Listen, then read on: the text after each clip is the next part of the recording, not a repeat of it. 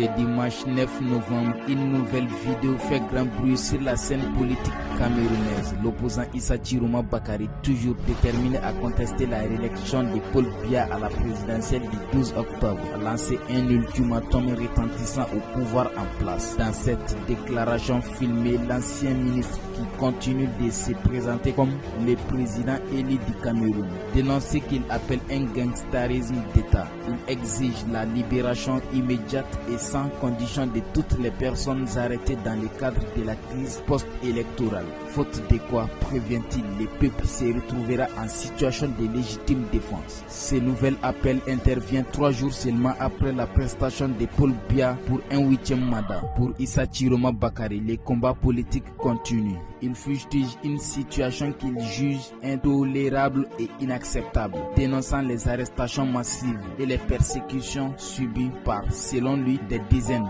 voire des centaines de milliers de Camerounais. Du côté du pouvoir, la riposte n'a pas tardé. Benoît Ndongo, ministre chargé des missions à la présidence et membre du RDPC, affirme que les interpellations récentes s'inscrivent dans le cadre du maintien de l'ordre public face à des actes de violence, de destruction et de pillage. Concernant l'ultimatum lancé par l'opposant, il déclare, je cite, « Nous attendons de voir quelle force Chiroma compte mobiliser pour donner suite à ces menaces. » En l'absence de chiffres officiels, plusieurs collectifs d'avocats et acteurs de la société civile estiment à près de 2000 le nombre d'arrestations, parmi lesquelles figureraient des cadres politiques, des syndicalistes et des manifestants, ainsi qu'au moins une trentaine de morts. Une tension palpable, une opposition plus déterminée que jamais et un pouvoir qui compte sur sa position. Le Cameroun vit, une fois de plus, un moment politique décisif.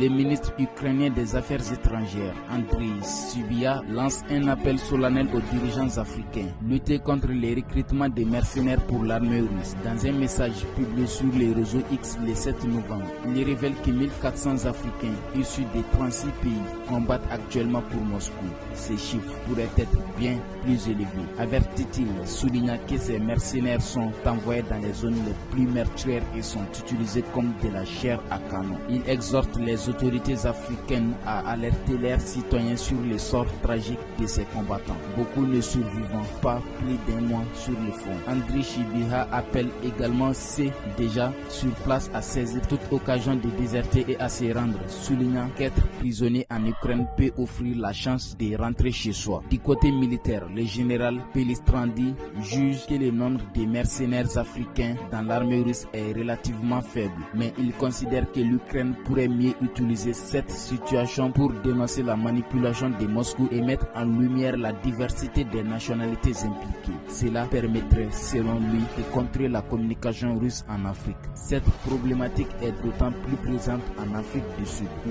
17 citoyens recrutés sous de fausses promesses de contrats lucratifs se retrouvent piégés dans le Donbass, en zone de guerre. Ainsi s'achève ces flashs d'informations sur Radio